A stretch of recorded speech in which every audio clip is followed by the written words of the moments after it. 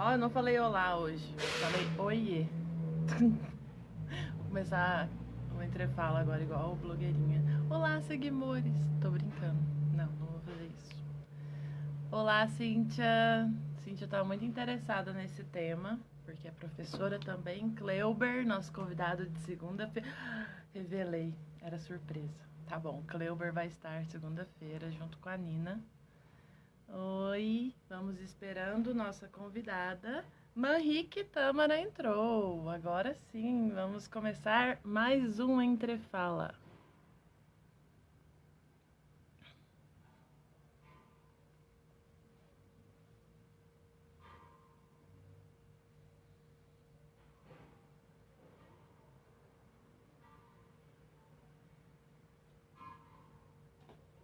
Oi! Oi, Mari, como é que você tá? Tô bem, e você? Bem também. E Tô esse, tentando produzir. e esse cabelo de quarentena? Tá com umas falhas aqui, que é o cabeleireiro é de quarentena também. É da médico, olha só. Maravilhosa. Acontece. Tâmara, É, estamos ao vivo aqui no Instagram e no Facebook também. uhum, Eu vou mandar a letra porque eu sempre falo isso, quem assiste todo dia já tá enjoado de eu falar, mas como é a sua primeira vez, eu tenho que explicar que o Entrefala é um projeto que eu comecei há uma semana, e há uma semana e 2 dias, né? Esse é o Entrefala número 9, para tratar sobre diversos assuntos, especificamente nesse momento que a gente está de quarentena, de isolamento social, e sobre vários aspectos. Então, a gente já trabalhou com pessoas que são autônomas, né? Motoristas de aplicativos, já falamos sobre os demitidos de Goiânia, sobre cultura, literatura, saúde mental, enfim. E aí uhum. hoje nós vamos tratar com você especificamente sobre a situação de professoras e professores nesse período de isolamento social, porque a gente percebe que há uma sobrecarga de trabalho. Uhum, Então, claro. eu vou. E aí é uma conversa nossa. Para quem não sabe, a Tâmara é uma das minhas melhores amigas. Eu amo demais essa mulher, tô morrendo de Ai, saudade. tchau. Por isso que eu tô mais de boa, porque, né, é uma conversa entre a gente. A diferença é que tem espectadores, né? Então isso Exatamente. deixa um pouco mais tranquila. É isso, é uma Mas, conversa entre nós, só que agora a gente vai ter um público interessado nesse tema e só que a gente não vai poder ficar colocando filtrozinho pra brincar. nossa, sim. Até porque daquela vez eu fiquei excluída dos filtros, Então tá. né? E aí eu vou Bem, começar. obrigada pelo convite, né, também. Me sinto muito lisonjeada, super te admiro, te respeito, além das questões de amizade, né, que já perdura há mais de 10 anos, digamos que eu seja imparcial agora, né. Então, assim, obrigada por querer ouvir minha opinião, a gente debater sobre construir esse processo de fala, que é muito da hora, que é o Entre Fala, projeto que você está fazendo. Massa. Ó, você já tem um programa na internet, cara. Isso é muito massa. Ah, Massa. obrigada. Obrigada, Tâmara. Bom, ontem foi dia do trabalhador e da trabalhadora, né? E aí a gente falou sobre literatura, que é uma coisa que interessa aos trabalhadores também. Mas hoje nós vamos Uhum. falar de questões específicas da classe trabalhadora, que são as relações de trabalho propriamente ditas, né? Então, hoje e amanhã, porque hoje a gente está com você falando sobre a situação de professoras e professores, e amanhã a gente vai entrevistar uma enfermeira que está atuando no combate à Covid-19. Então, são Uhum. todos temas relacionados. Eu vou te apresentar formalmente, mas eu sempre deixo que meus convidados e convidadas se apresentem, porque a gente fala melhor de nós mesmos.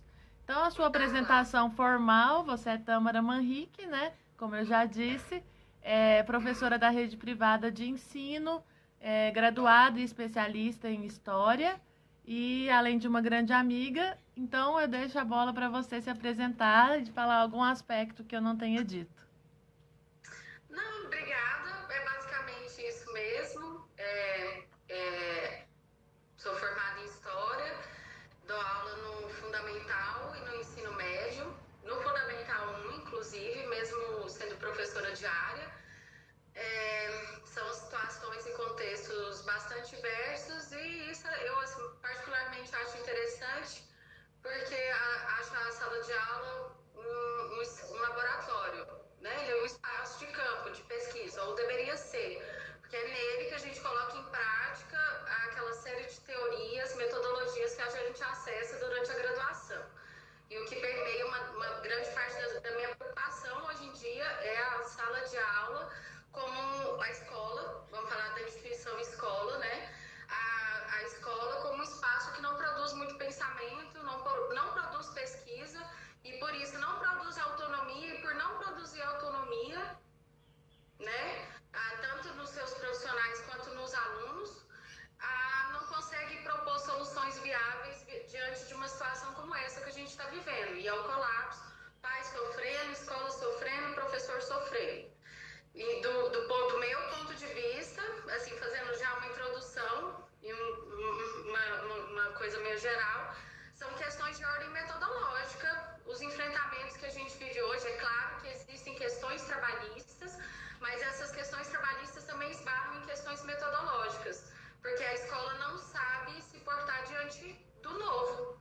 E ela não consegue, quer dizer, não, eu estou falando genericamente, gente, obviamente, não são todas as instituições que são assim.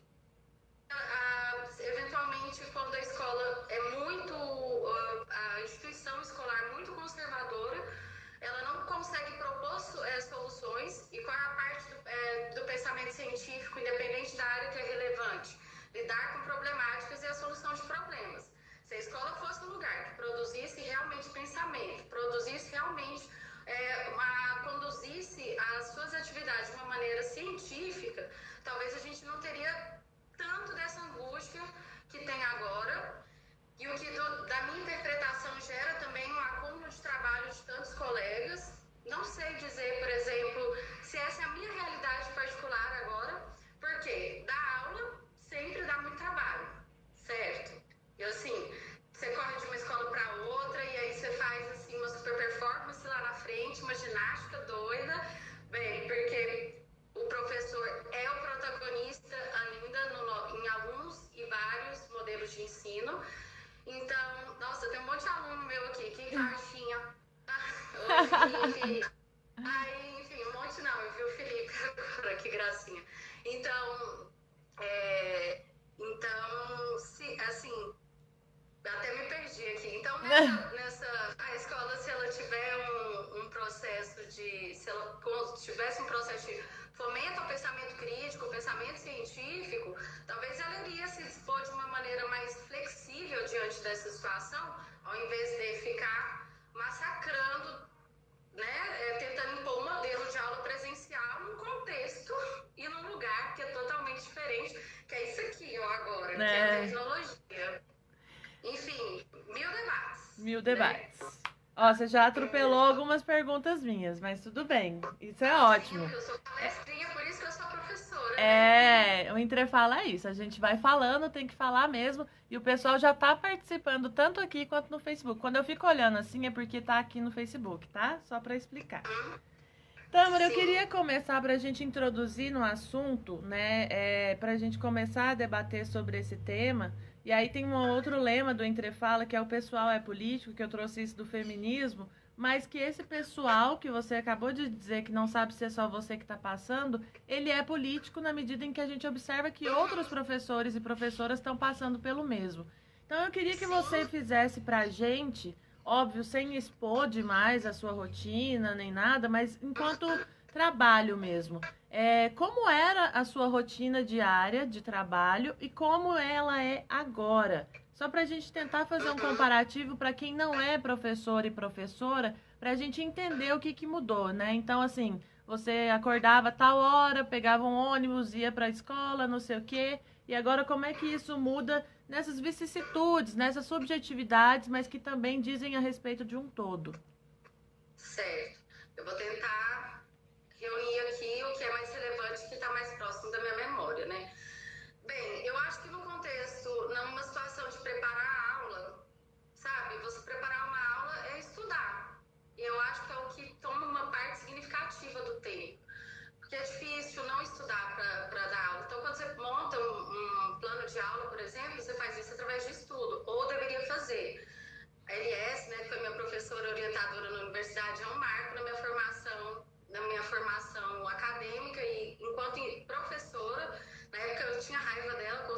mas ela sempre foi muito pontual, mas eu falei isso para ela sempre foi muito pontual e precisa ao dizer que o professor tem que ser pesquisador.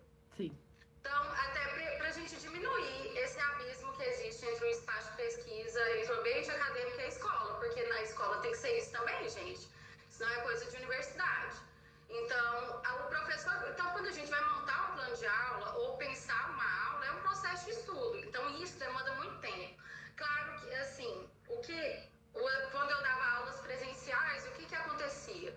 Então, existe um processo de desgaste corporal que envolve trânsito entre os trabalhos, comer mais acelerado do que o comum, né, do que o normal, assim, e o gasto de energia para os alunos, porque é muito difícil não se envolver naquela doideira, principalmente porque é uma doideira muito boa. Não estou falando isso para encher linguiça, porque eu odeio essa romantização dos profissionais da educação, que, ai, amor, chuchu, não, pera. Mas é porque eu realmente acho a juventude estimulante, acho eles engraçados, divertidos, sabe? Eles são muito mais abertos ao novo do que a gente. Sim. Então, eu acho gostoso. Só que, assim, eu canso pra caramba. Tem dia que eu transpiro igual tampa de marmita.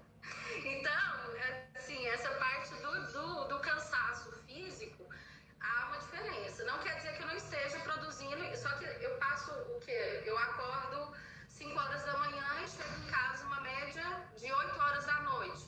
Fora que, quando eu chego em casa, eu vou estudar, vou preparar alguma coisa. Então, no modelo de aula presencial, eu sempre estava trabalhando e produzindo, seja no contexto da escola, seja em casa.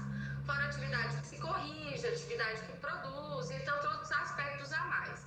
O que eu senti amenizar agora é o lance do cansaço físico mesmo, porque uma sala de aula é muita, muita energia e tal. Aí ele se transpôs agora por outro tipo de cansaço. Minhas vistas ressecadas, eu tô com um tique no olho assim, ó, que ele tá ressecando, aí ele fica pulando, sério, porque eu passo muito tempo numa tela, se eu já passava muito tempo na frente do celular, porque eu não vou pagar de adulto hipócrita e falar assim que eu não fico muito no telefone.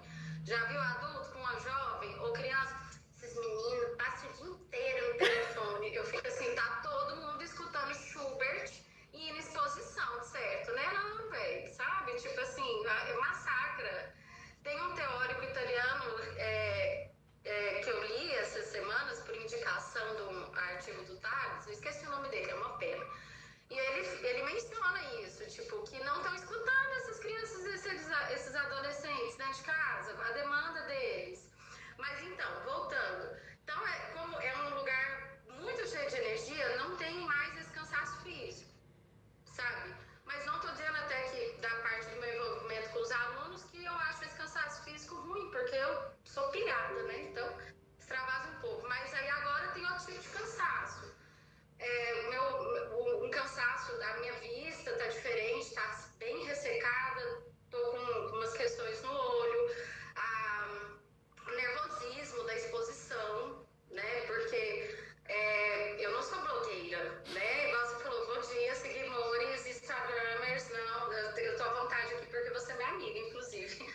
Porque as primeiras semanas foram terríveis, cruéis, sabe? Isso não tem a ver com uma incapacidade intelectual ou profissional minha, é timidez, gente, é exposição. E aí, por exemplo, pensa no conteúdo de história, por exemplo, você dá aula sobre Revolução Russa, no momento que a gente vive. Só que eu não tô sozinha, eu não vou doutrinar ninguém, é óbvio, a história é uma ciência, tem um ponto de vista científico imparcial, mas aí você está ali trabalhando o tema, então isso gera um cansaço emocional, um estresse emocional.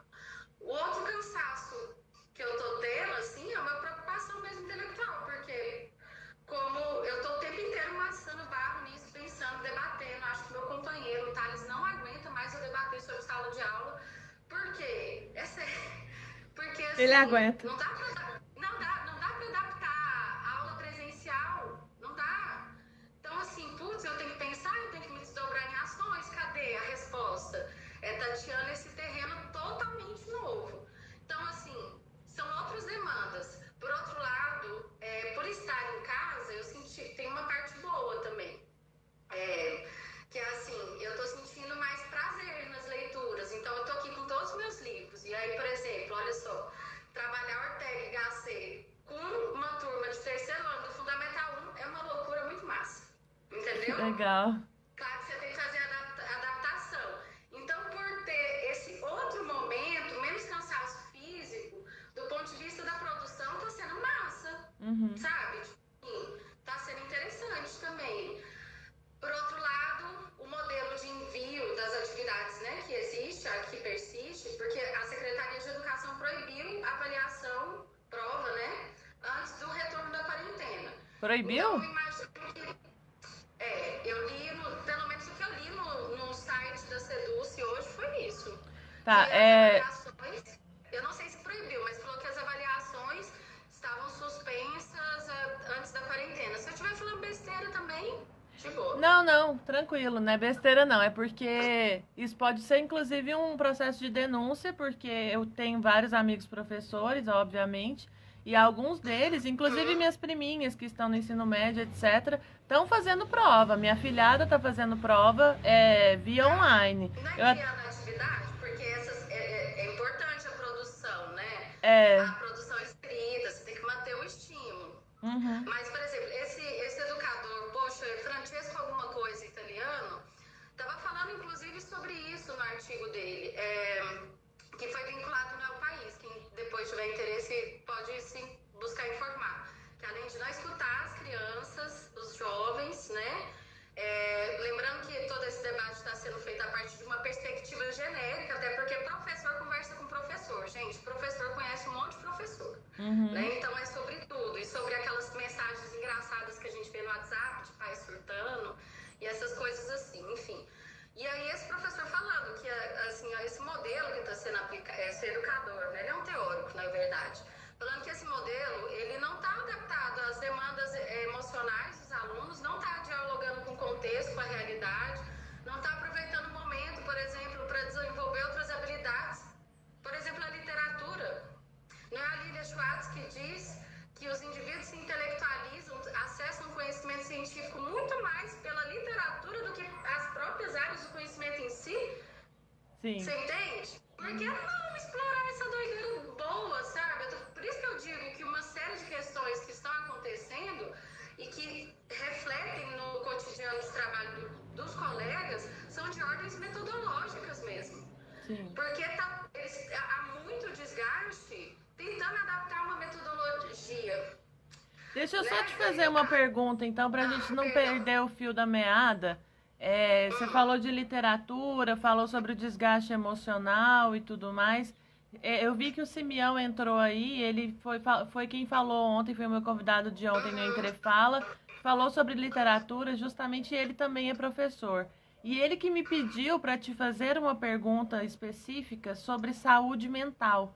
Óbvio que você não é psicóloga, né? Não vai, a gente já teve um Entrefala sobre saúde mental, mas eu queria ver com você a sua própria percepção. Tá me ouvindo? Travou. Você pode repetir, por favor? Até quando você ouviu? Nada. Tá. Pergunta. Eu estava te dizendo que outros amigos e amigas, inclusive um que está assistindo aí, eu não sei, se tiver, dá um oi pra gente, me pediu para te perguntar justamente sobre saúde mental. A gente já teve uma entrefala sobre esse tema, e óbvio que você não é psicóloga, mas o seu ponto de vista, assim, como é que tá esse cansaço, esse excesso de atividades, esse desgaste emocional?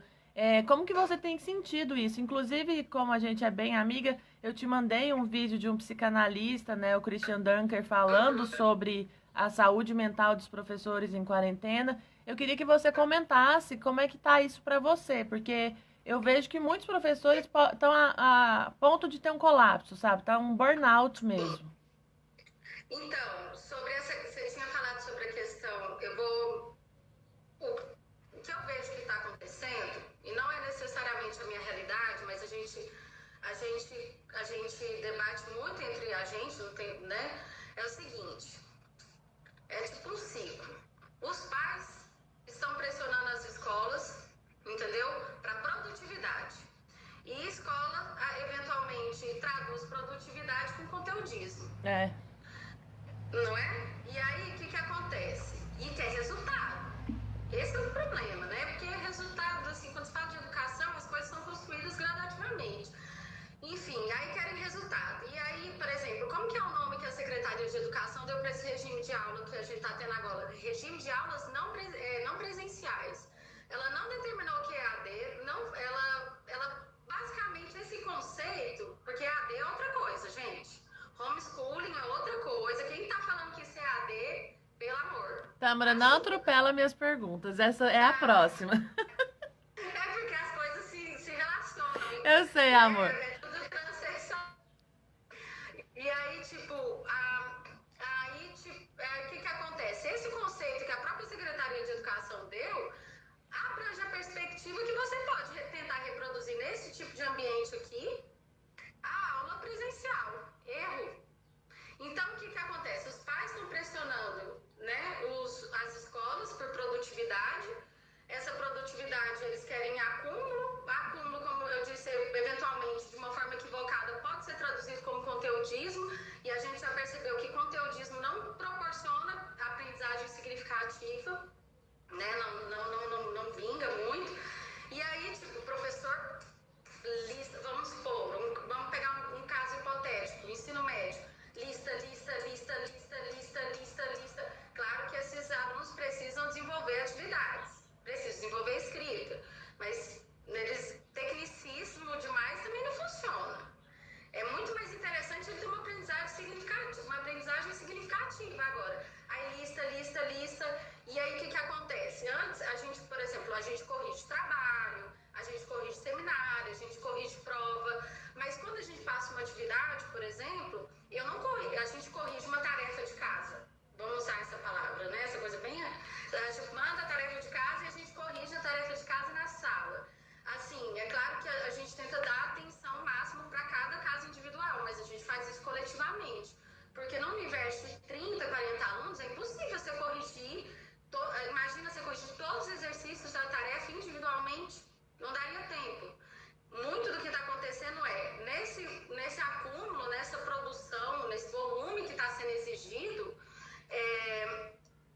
os professores estão recebendo muitas tarefas. Eles estão tendo que produzir muitas tarefas, entendeu? E corrigir muitas tarefas. Não é o contexto da prova ou do trabalho, seja lá qual a metodologia que o colega adota. Então, imagina você corrigir exercício por exercício, tarefa por tarefa. Porque, assim, uma outra... Porque não dá. Por que estão tentando fazer uma coisa antiga num contexto totalmente novo? Isso é igual fazer igual o Ciro Gomes agora. Não entra na minha cabeça. Sério? Então, você enxerga que há um cansaço maior, um cansaço psicológico maior, né? Embora você tenha dito no início que o cansaço físico diminuiu por conta do deslocamento e etc. Cria um descansaço físico, posição na cadeira, né? Porque a gente... olhar e tal. A gente não tem nossas casas adaptadas, né? A gente não tem uma cadeira anatômica, a gente não tem, às vezes, muitos professores não têm os equipamentos, né? E essa seria a minha próxima pergunta. Mas olha só uma coisa sobre o cansaço psicológico, perdão, só deixa eu fazer... Tem vários contextos, a gente tá numa conversa, né, rápida, até porque tem tempo, mas é o seguinte, temos que lembrar que uma parte dos professores contratados foram demitidos, vários profissionais perderam emprego, porque está tendo uma invasão escolar grande, gente. Os pais estão sem dinheiro, não é por má fé, entende? Então, assim, tem a questão da redução salarial, que, olha só, se reduziu a carga horária do trabalho e teve uma redução salarial, por que esses professores estão morrendo? É outra coisa, né, que não tá dando liga, não encaixa. Porque, assim, as escolas reduziram e, nesse sentido, né, com razão, a carga horária e teve a diminuição também salarial. Imagina como é que estão esses profissionais pensando nas suas vidas financeiras. E também pensando o medo do desemprego, porque num contexto de colapso econômico que já está acontecendo e as previsões futuras, muita escola vai fechar. Eu vejo que muitos... Os professores sabem disso. E aí tem a exposição, o novo, né? Sabe? Um monte de coisa.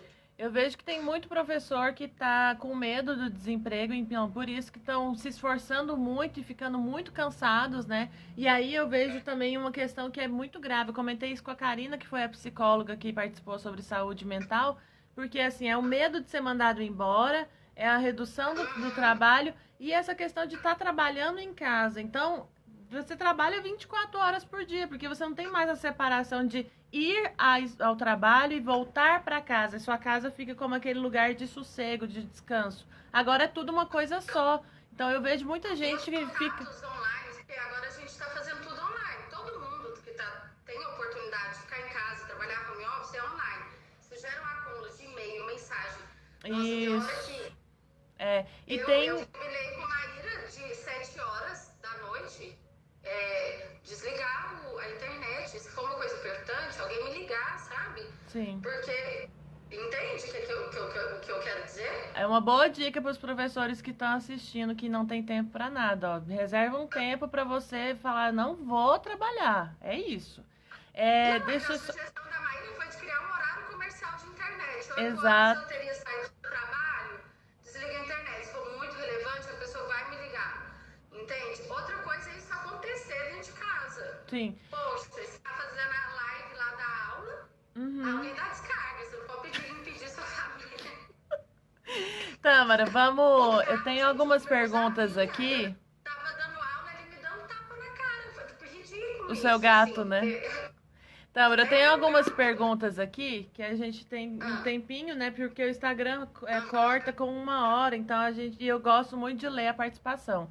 Tem uma participação já do Simeão falando que fora o cansaço com a quantidade de trabalho, existe o fantasma da demissão. E aí eu queria só comentar uma questão também. Eu vejo que muitos professores estão passando por esse fantasma da demissão justamente porque nas escolas particulares tem pai falando que não vai mais pagar as escolas porque o filho não está querendo ir para aula, não está aprendendo nada. E aí já é o gancho para eu perguntar sobre minha próxima questão. Você acha que os alunos estão aprendendo ou apreendendo bem? Porque a gente, né, comenta bastante, nossa turma de amigos é só de professores praticamente, e a gente estava comentando esses dias, né, de algumas situações de aluno assistir aula deitado na cama, essas coisas assim. Você acha que a aprendizagem está tendo essa qualidade pela internet? E aí, duas perguntas em uma só. Quais tecnologias novas que você teve que aprender para poder dar aula agora nesse novo contexto? Tá. Bem, acho que os alunos vão aprender se tiver uma adaptação da metodologia. Porque, vamos supor, só lista de exercício aí e tal, não. Igual uma teórica, oh meu Deus, eu leio o povo, cito o povo e não dou crédito nenhum. Enfim, que é uma teórica do EAD, que eu estava lendo mais cedo, ela falando assim, parece um tanto óbvio, né, ou sensato a gente dizer que o professor tem que debater e discutir questões além só de conteúdo. Então é o seguinte, os professores estão sofrendo, porque assim, tá, como já nessa fala, reproduzindo um contexto totalmente diferente, aulas presenciais, isso não existe, quadro no fundo, entende? Então se você procura os caminhos para ressignificar isso tudo, eu sei que essa palavra ressignificar está na moda e é delicado, mas para ressignificar essa metodologia, adaptar esse novo contexto, claro que é possível, eu vejo isso. Dá um trabalho, porque assim, a gente tem que procurar novos caminhos, então procurar novos caminhos dá muito trabalho, exige uma dedicação, então talvez eu esteja estudando mais agora, entende? Isso, será que é ruim? Enfim, então assim, eu tenho que procurar novos caminhos. Então se você, por exemplo, tira principalmente o professor do foco e do centro da questão, porque isso é um equívoco, eu não estou tirando a relevância do professor, mas o protagonismo tem que ser do aluno, ele tem que produzir conhecimento, senão a gente incorre a uma lógica reprodutiva, entende? Reprodutiva e reprodução não gera aprendizado, não gera nada, entende? Agora, se desenvolver a pedagogia da autonomia que o Freire fala, que é desenvolver a autonomia assim, nos alunos, entende? Aí eles vão sim aprender, só que são novos caminhos. Porque é sério que eu vou ficar aqui, fazer uma manhã de uma aula na sequência da outra? Você daria conta, Mariana? Agora, e se a gente tiver novas... Mariana, né? Quem é essa? Mari. Você daria conta, Mariana? Assim, mas, olha só, se você tiver novos caminhos, aproveitar esse recurso diverso que tem a internet. Porque, assim, uma resposta ao título da sua da sua entrefala hoje, e na hora que a gente estava conversando, eu não mudei, porque eu queria falar sobre isso. É claro que o professor não é youtuber. Sabe por que ele não é youtuber? Porque ele está reproduzindo nesse novo ambiente de aprendizagem, que tem até um conceito sobre isso, chamar VAS, Ambientes Virtuais de Aprendizagem. Ele está reproduzindo, é um conceito. Enfim, os teóricos do EAD morrem de se debruçar sobre esse tema para não deslegitimar essa modalidade e não acontecer essa bagunça boba que está acontecendo agora. Enfim, então, se os professores aproveitarem souberem remodelar isso que está acontecendo, vai ter aprendizagem sim. Porque o professor não é youtuber, porque ele tá reproduzindo nas aulas, infelizmente, o que ele faz na sala de aula. Postar um vídeo no YouTube não te torna youtuber. E o que me deixa irritada, por exemplo, com essa questão do professor youtuber é que esses tempos atrás, antes da pandemia, eu li numa página de esquerda aí, gratidão aos professores que trabalham de graça e postam aulas no YouTube. Eu entendo o que está falando, porque realmente democratiza o ensino, torna ele mais democrático, essas aulas que tem no YouTube. Por outro lado, é delicado, porque é muito rápido, o cara às vezes faz uma música, sabe? Enfim, uns esquemas de colega que são difíceis. E assim, se por um lado possibilita o acesso de uma galera que não teria condições, sabe, de acessar aquela informação, por outro, a gente não pode romantizar a não remuneração do professor e esse papo de professor trabalhar por aluno. E assim, e qual modelo de educação? E qual modelo de educação também, quando se diz que o professor é youtuber, né? Acho que pega muito nisso que você está falando desde o início. Qual é o modelo de educação que a gente pensa, qual é o modelo que a gente aplica metodologicamente em sala de aula? Eu fiz licenciatura, mas nunca atuei na área. Mas eu me lembro muito bem que a gente debatia na nossa graduação, e aí eu e a Tâmara somos contemporâneas, né? A gente debatia bastante sobre metodologia, sobre teoria, sobre pesquisa, sobre modelos de educação. Então, assim, qual é o modelo de educação que a gente está colocando no YouTube, né? Se professor virar youtuber, né? Acho que essa é uma questão também da gente refletir bastante. E aquele tipo de aula desenvolve a autonomia do aluno? Eu digo autonomia, ele saber manusear, porque isso que ele está aprendendo não vai ser, de novo, uma lógica reprodutiva. Como que, por exemplo, a gente exige desses pais e dessas crianças, por exemplo, e desses adolescentes agora, que eles tenham autonomia para entrar no aplicativo, manusear aquilo tudo sozinho, se o modelo escolar que a gente está inserido debate com a total dependência do aluno. Sim, e a sociabilidade, né? Acho que tem uma questão também que é muito importante, principalmente para crianças. Você que dá aula tanto no ensino fundamental quanto no ensino médio, a sociabilidade da criança, o fato dela ir para a escola, isso é de profunda importância. Deixa eu passar para a minha próxima... Deixa eu só falar uma coisa sobre isso. A escola perdeu... Isso é uma fala do Thales, na verdade. Então, assim, o Thales estava comentando aqui mais cedo, ele falou assim, a escola perdeu o papel dela, que era de sociabilização. Porque se você perguntar para uma criança, para um adolescente, o que você gosta na escola? Ele vai falar, meus amigos. Sim. A primeira coisa, ele não vai falar que gosta de aprender, entende? Sim. Então, a escola, essa instituição, a tradicional zona, que eu estudei, você estudou, ela está ruindo. Sim. Certo? Deixa eu te fazer algumas perguntinhas, porque eu deixo sempre um período final para eu ler as mensagens, né? A Cláudia já está falando sobre a saúde mental das crianças nesse esquema todo, tudo novo, conteúdo sendo empurrado pelo que a Tâmara falou, e etc. Depois a gente passa para uma fase de responder essas perguntas, porque eu tenho uma que eu quero muito que você fale sobre isso, né? Que a gente tem debatido isso entre nós. Você já começou a entrar aí nessa pergunta, e eu queria que você explanasse de uma maneira mais aprofundada. Isso que está sendo feito não é EAD. Isso é uma suplementação, né? Isso enfim. Eu queria que você explicasse mais ou menos sobre o que é conceitualmente que isso não é EAD e já colocasse também outros elementos que para mim são muito importantes, né? Inclusive por isso a gente entrou na FASUBRA e a UNE e outras entidades de educação com pedido contra o Enem esse ano, ou pedindo para adiar o Enem, porque, enfim, tem muita gente que não tem condição de acessar a internet, Tem muito estudante que tem internet 3G e coloca R$ 10 de crédito, sabe? Então, isso não é EAD, não é democrático, porque nem todo mundo tem acesso à internet de qualidade. E tem um outro fator que eu acho que isso você pode estar passando bastante e outros professores e professoras. Com os pais em casa, muitos estudantes podem ficar constrangidos, né? E isso também do ponto de vista do controle do professor, né? Porque ele está dando aula sabendo que os pais dos alunos estão vendo o que ele está falando. E aí, se de repente um pai do aluno vê você dando uma aula de história sobre revoluções ou sobre, enfim, qualquer conteúdo da história, porque é um conteúdo do nosso ofício, e aí, de repente, um pai fala, não pode ensinar isso para o meu filho. Então, assim, eu queria que você comentasse sobre tudo isso, sobre se é EAD ou não.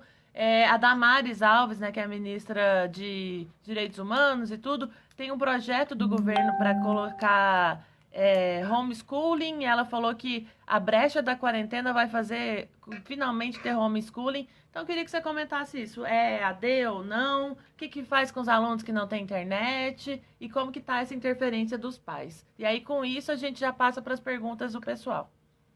Ótimo, eu vou tentar ser sucinta e não ser palestrinha. Olha só.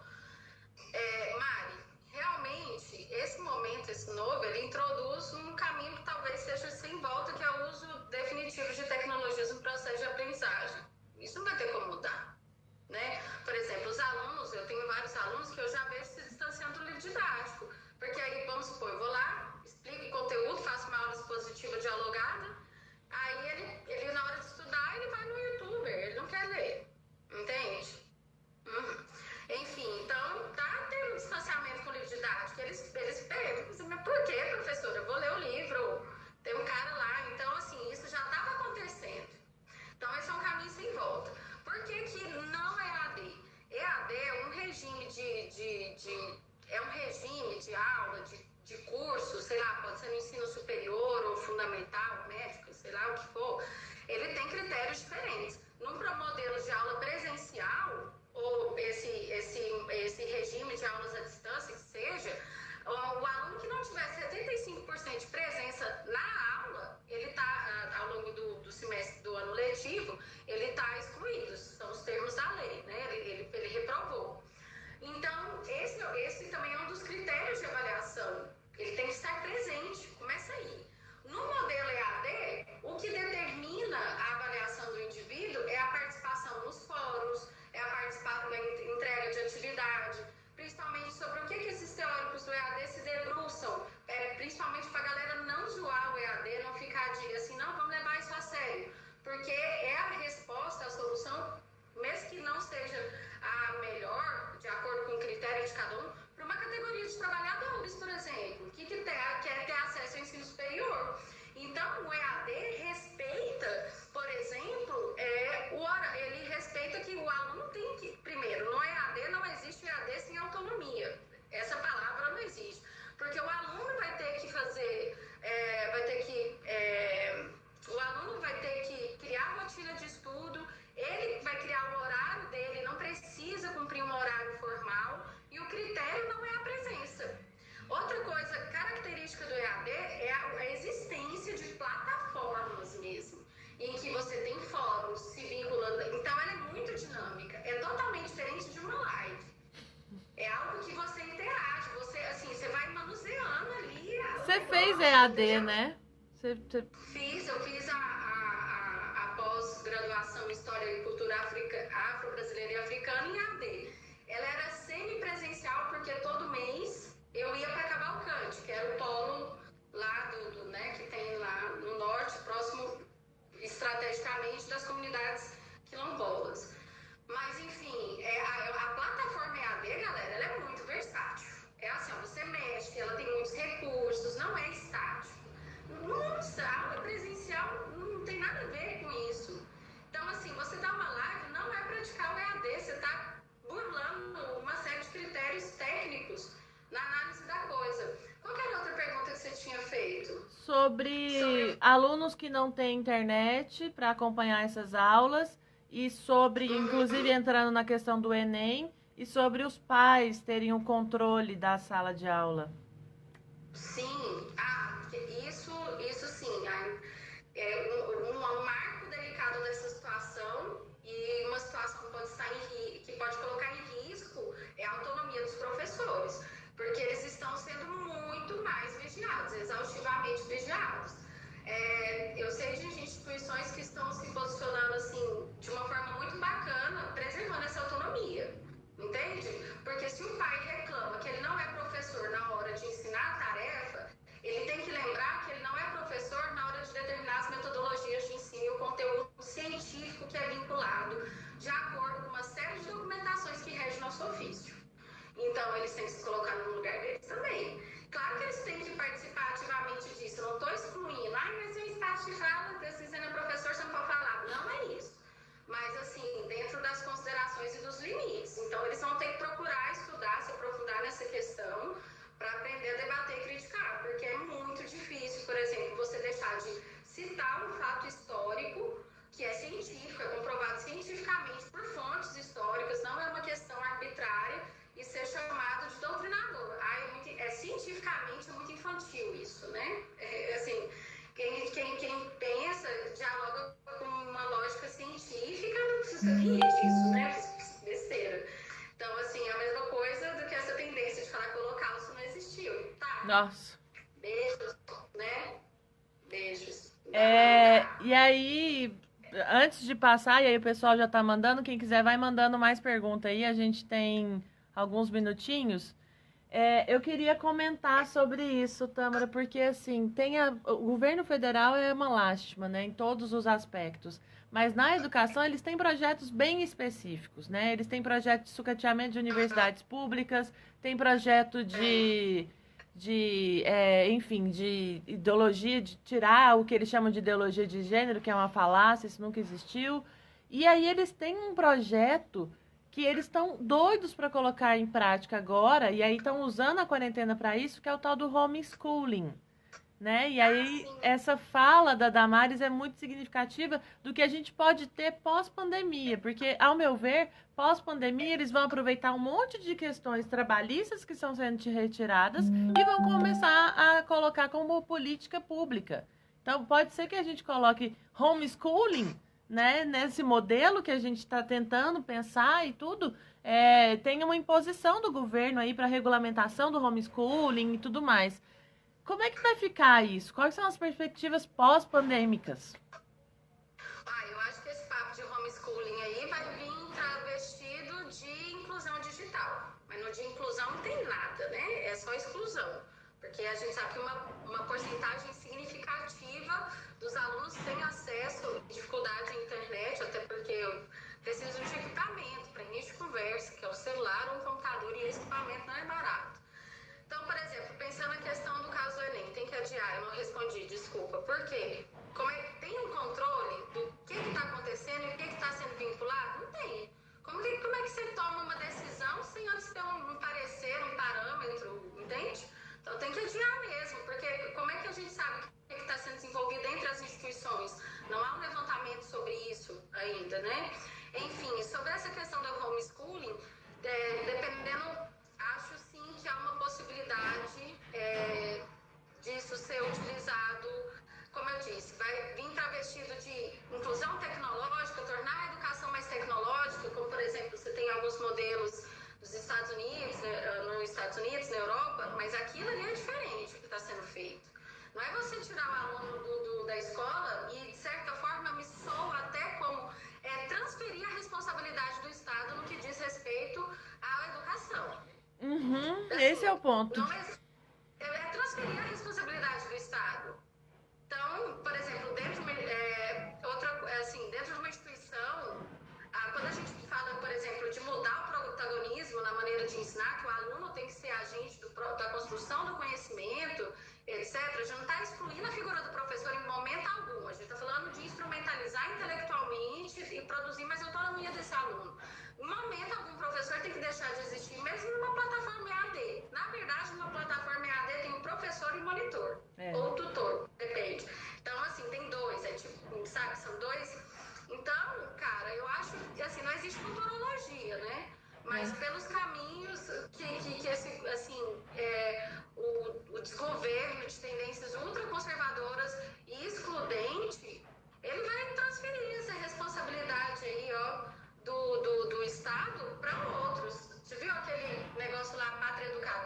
Nossa, vi. Tâmara, vamos passar para as perguntas, que tem muita coisa aqui.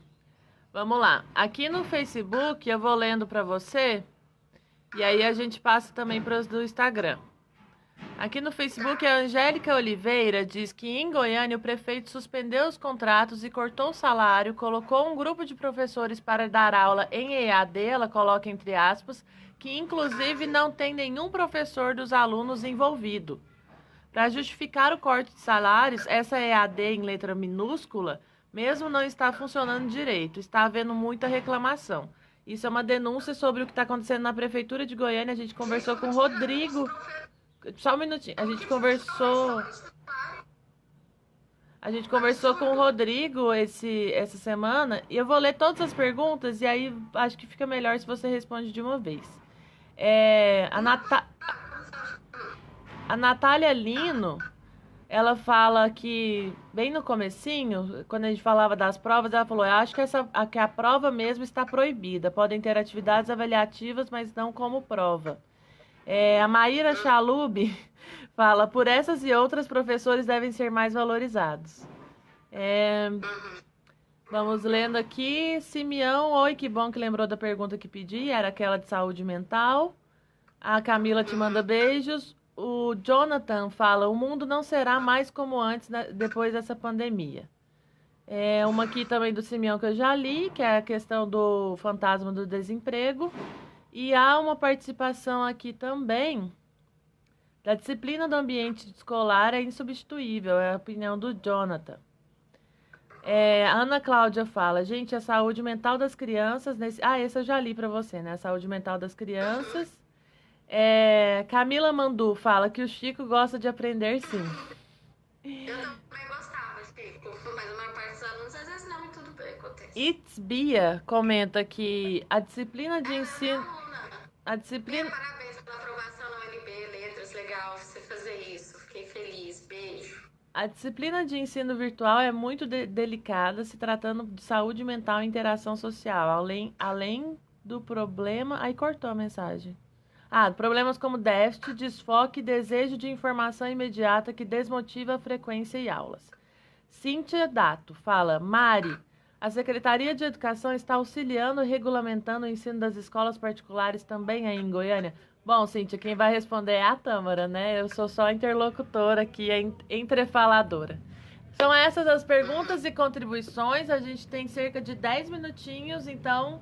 E aí eu sempre peço no final para que você fale sobre algum assunto que eu não te perguntei, que você acha que não dá para encerrar a live sem falar. Então já pega esses minutos finais e já fala também. E, enfim.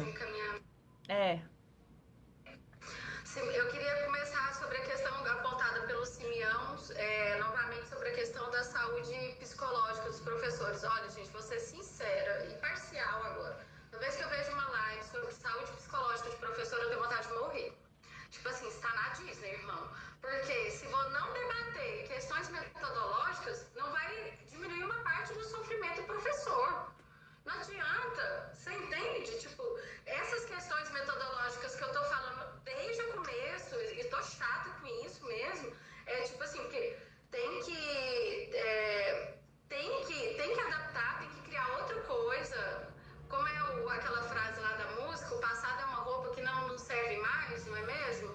Então, ou citando a Rosa Luxemburgo, quem não se movimenta não sente os grilhões que o prendem, né? Então, assim, cara, tem um estresse psicológico que é, novamente, das questões de trabalho, então, desse cotidiano de estresse fora todo o contexto do mundo, gente. Quem não tem uma bad trip de dias em dias, assim, com tudo que está acontecendo. A gente percebe que a gente está vivendo um fenômeno histórico, um fato histórico, quando as misérias se interseccionam, né, e se generalizam. É muito cruel isso. Mas, enfim, fora todo esse contexto, que é muito grande, penso que se a gente tivesse, assim, se os professores se dispusessem, as coordenações, a realmente ter uma prática científica dentro do ensino das escolas, a gente diminuiria um tanto desse sofrimento, porque professor produzindo atividade, corrigindo atividade, faz live e fazendo um modelo meio que tá ficando ultrapassado,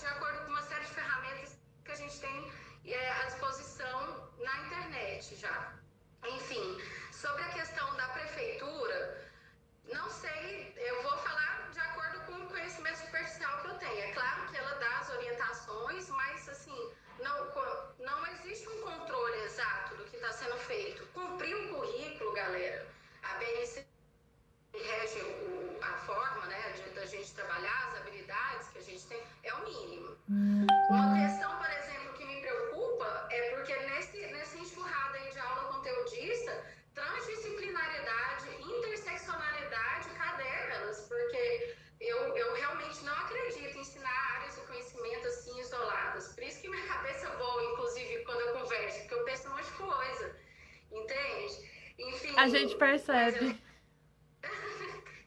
Pois é. Mas, cara, ser meu aluno deve ser muito difícil. Enfim, então, assim, a interseccionalidade dos temas é fundamental. E aí você para pensar, poxa, não existe educação sem a parte humana, não é? Se é difícil fazer isso presencialmente, imagina agora. Exatamente. Enfim, imagina, isso é a pedagogia do afeto do Paulo Freire, que não é uma perspectiva romantizada também, é muito sério aquele assunto. Eu acho bastante relevante.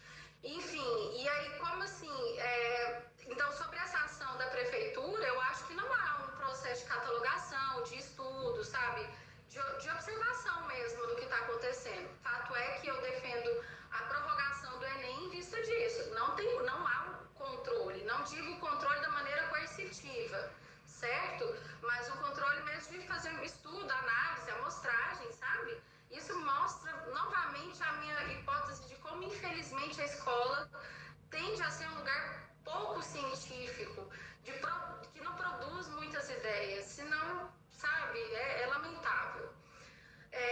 Bem, a Bia fez um comentário, né? Bia, beijo.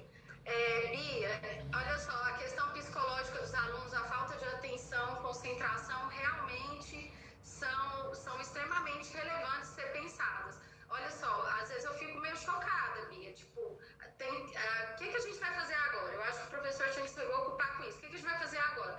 Aí eu vejo a preocupação, né? Assim, os meninos vão colar. Ai, gente, eles estão trabalhando pela internet. Isso faz diferença? Serão? Aí vamos supor, vamos supor, tem um conteúdo que fica girando, rodando, sabe? Uma aula que deu, aí fica assim, o menino acordou 4 da tarde e assistiu a aula às 5. Bem... E daí? Você entende? Você sabe o que eu quero dizer? Você entende o que eu quero dizer? É essa preocupação, porque estão sofrendo tentando adaptar o modelo de aula presencial. E a preocupação é colar, coisa que não serve mais. Se ele está assistindo a aula no horário de manhã ou à tarde, bem, se ele está assistindo, não é isso que importa. Exato. Sabe? Enfim, e não acho que preocupam com a saúde psicológica das crianças, dos adolescentes. Eu vi um adolescente se posicionando esses dias sobre uma experiência que não estava dando certo, e particularmente eu concordava com ele foi totalmente silenciado. Tâmara, chegou uma pergunta aqui muito importante do Orlando Tales. Ele pergunta como ficou a situação de férias escolares para o mês de maio. Você achou inesperado ou tranquilo? Eu acho essa pergunta fundamental, porque o calendário também é a mesma coisa. Estão querendo seguir o calendário, né? Enfim, eu queria muito que você respondesse sobre isso para a gente já ir encerrando. Por exemplo, até o presente momento, a preservação do calendário, assim, houve uma flexibilização do calendário escolar, né? Então, não precisa cumprir a mesma carga, a quantidade de dias, e que bom que fez isso, é o mínimo, né, de sensatez a se fazer no momento. Eu acho que, mas, assim, sobre as férias escolares, no caso aqui no estado de Goiás é em julho, porque nem todas as regiões acompanham isso, né? Inclusive acompanha normalmente o verão, até o presente momento é preservado. Teve uma pressão de algumas escolas particulares, né, de antecipar as férias escolares agora para maio. Particularmente, acho que houve uma tentativa disso por desespero, entende? A coisa não tá funcionando, e aí, tipo, nossa, vamos dar descanso, mas não pode. Isso fere, né, os termos de funcionamento das escolas, é ilegal, então foi barrado. Mas, assim, tem uma coisa que eu percebi, é que as férias escolares de julho, elas são mais ou menos bem sagradas. Se você, por exemplo, entra numa escola em maio, em julho, o professor tem que ter as férias. Ele pode até não receber as férias do ponto de vista monetário, mas ele tira as férias. Então, até o presente momento, Thales, que é o Thales da Maíra, o Mário. Eu falei, é o Thales da Maíra.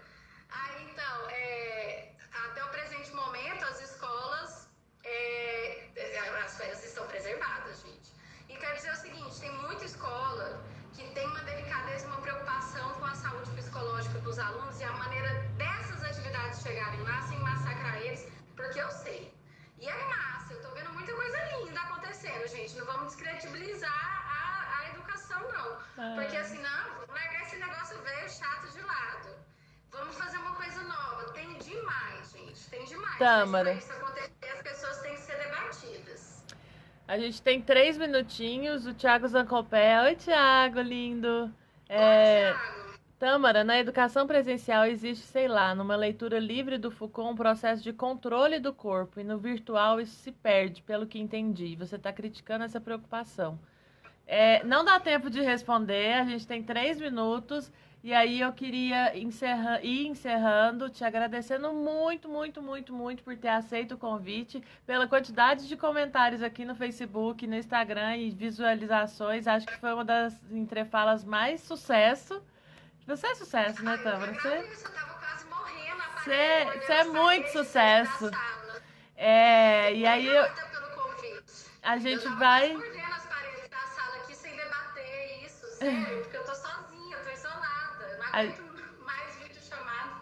Então é isso. A gente tem 2 minutos, eu fico aqui, é minha última fala, e eu deixo esses 2 minutos para você. Se quiser responder o Thiagão, se quiser depois chamar ele no privado para responder. Muito obrigada, meu amor. Tô morrendo de saudade de você.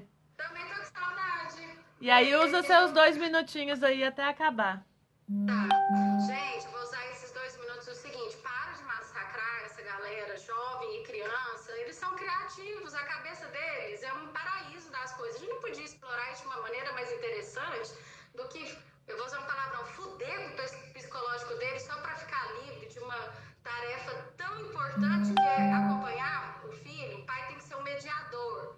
Ele não é professor, ele não fez graduação, então o pai é um mediador. Quem constrói o conhecimento é seu filho. E se a atividade que ele está fazendo, ele não consegue fazer sozinho de maneira autônoma, é um sintoma de que algo pode ser transformado. E sem massacrar o professor e a escola necessariamente. Aprender a dialogar, né? É isso. Mari, obrigada pelo convite. Imagina, meu amor. Desculpa a euforia. Muito tempo de isolamento. Gente, a gente vai encerrando. Não esquece, amanhã tem entrefala sobre trabalhadores da saúde no enfrentamento à Covid. Eu vou entrevistar uma enfermeira. Então, até amanhã para todo mundo. Quem veio só para assistir a Tâmara, volta amanhã também. Um beijo. Até mais. Beijo, gente.